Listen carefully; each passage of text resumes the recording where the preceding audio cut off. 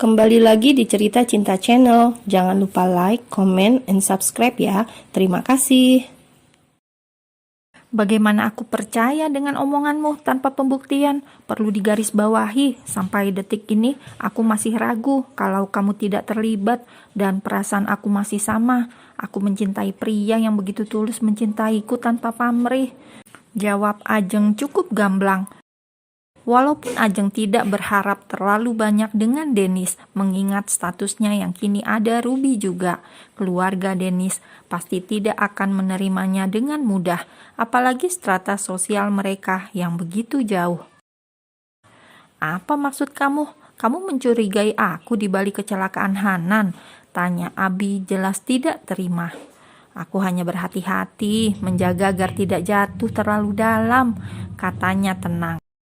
Dari awal, kemungkinan untuk jatuh cinta dengan intensitas pertemuan dan perhatian yang kadang membuatnya baper itu ada. Namun, Ajeng setidaknya sudah membentengi diri untuk tidak jatuh cinta pada apa yang bukan haknya, karena ikatan mereka berdasarkan kesepakatan yang jelas-jelas pria itu beristri.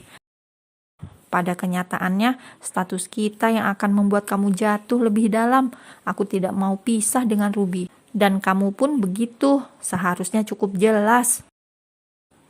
Status bisa saja membuat kita tanpa ikatan, dan Ruby akan tetap menjadi anakku dan juga anakmu, kata Ajeng memperjelas.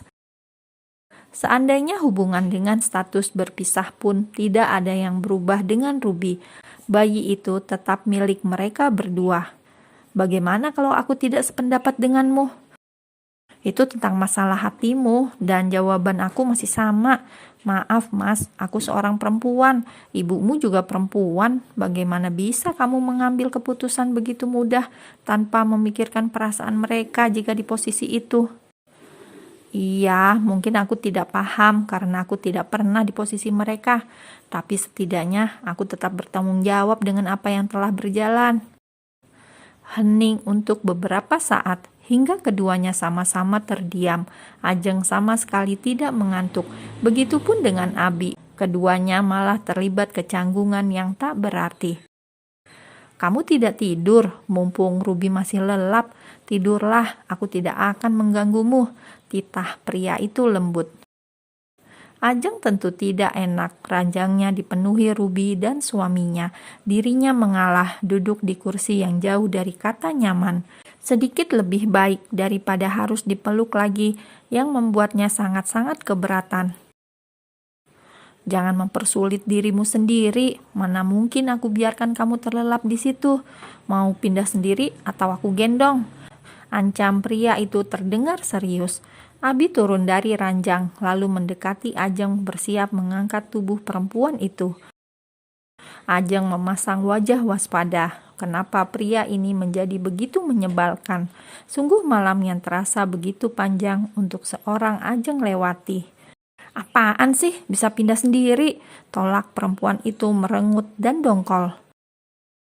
Jangan gitu, kalau lagi menyusui itu hatinya gak boleh dikit-dikit kesal, nanti asinya gak lancar. Abi memberi wejangan dan ceramah singkat yang bahkan tak didengarkan, sibuk membenahi selimut dan membuat jarak yang sejatinya begitu dekat. Karena lelah dan merasa mengantuk, perempuan itu akhirnya merebah, lalu mendekap bayi mungil yang masih terlelap damai di sampingnya, memisah selimut sendiri. Sengaja tidak ingin berbagi kain menghangatkan tersebut. Cukup berbagi ranjang saja sudah membuatnya mati gaya. Ajeng begitu bersyukur saat membuka mata di pagi hari. Ruby masih anteng setelah diberi ASI yang kedua dini hari. Sementara pria itu entah kemana, tidak ada di ranjangnya saat Ajeng membuka mata. Beruntung semalam tidak terjadi perdebatan sengit yang panjang, karena sesungguhnya perempuan itu malas meladeni. Sayup-sayup terdengar dari arah halaman belakang rumah. Pria itu tengah bertelepon yang terdengar cukup serius. Ajeng yang tengah beraktivitas di dapur tak sengaja mendengarnya. Nanti kita bicarakan di kantor. Aku butuh jawaban yang memuaskan dan akurat, bukan begini, sentak Abi dengan lawan bicaranya. Terdengar marah dan kesal, membuat Ajeng sedikit bertanya-tanya dalam hati. Namun, tak sampai ingin tahu juga masalah pria itu yang membuatnya tetap acuh seolah tak tahu. Maaf, aku harus pulang dulu. Akan aku buktikan padamu tentang semua ucapanku. Jangan coba-coba untuk kabur, karena aku pasti akan menemukan kalian. Ancam Abi beranjak pamit. Pria itu kembali ke ranjang, sedikit membungkuk untuk meraih pipi Ruby. Ya, Abi berpamitan dengan putrinya. Aku pergi dulu, assalamualaikum. Salam pria itu tersenyum manis sembari mengacak rambut Ajeng dengan tatapan yang sulit diartikan. Perempuan itu tidak menanggapinya, walau jujur kesal, tetapi terkadang sedikit baper dengan sikap manisnya. Kakak mencintainya, celetuk Hanan yang tak sengaja melihat karena pintu terbuka lebar. Dia suami orang, Nan, rasanya tidak mungkin, jawab Ajeng tak minat membahasnya lagi. Hanan pun mengangguk ngerti, sangat paham dengan maksud dan posisi kakaknya saat ini. Sementara Abi pagi ini pulang ke rumahnya, hanya untuk mandi dan berganti pakaian. Mas, aku tahu kamu marah sama aku. Mau sampai kapan? Aku menunggumu semalaman, tidak pulang, protes Vivi dengan nada lembut. Sampai kamu jujur padaku tentang semua yang kamu lakukan di belakang aku, jawab Abi dingin. Rasanya sudah terlalu lama membiarkan istrinya itu bersikap sesuka hati. Cukup sabar pula mengamati tabiatnya yang makin tak terkontrol saja. Jujur dalam hal apa, Mas? Sudah aku bilang, aku tidak tahu menahu tentang kecelakaan itu. Oh, atau ini, jangan-jangan alibimu saja karena tidak mau menceraikan perempuan murahan itu.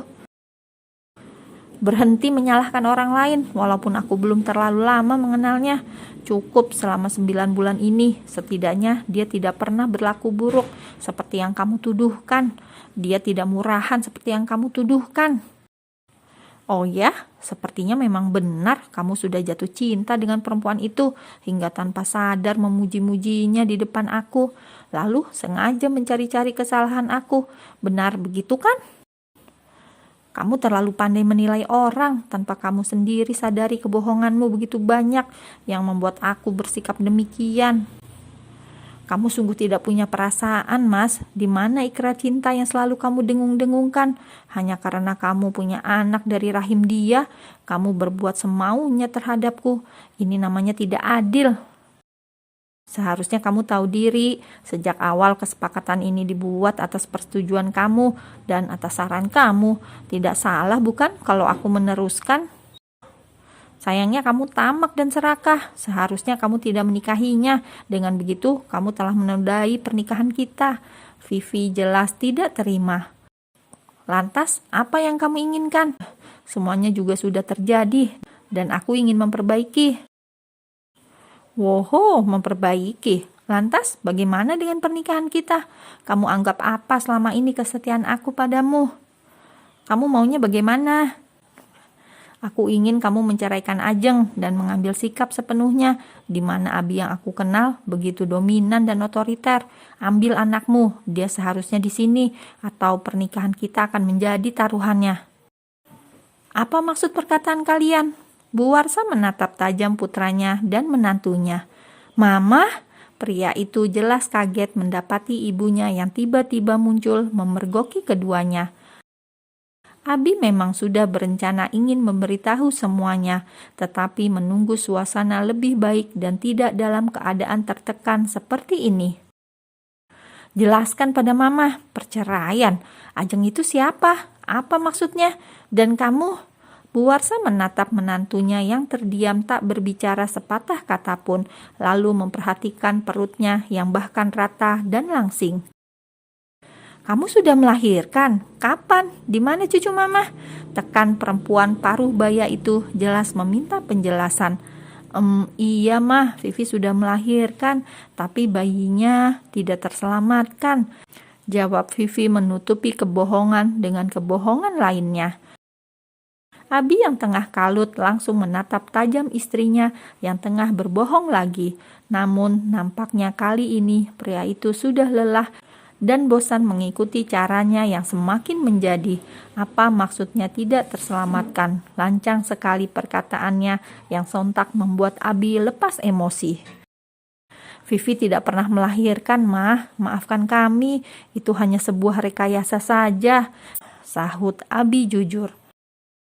Bagai bom atom yang meledakkan hatinya, Vivi tak pernah mengira Abi akan berkata nekat seperti itu hingga membuatnya dalam kerumitan. Berkata demikian jelas merusak reputasinya di mata keluarga, terlebih orang-orang sekitar.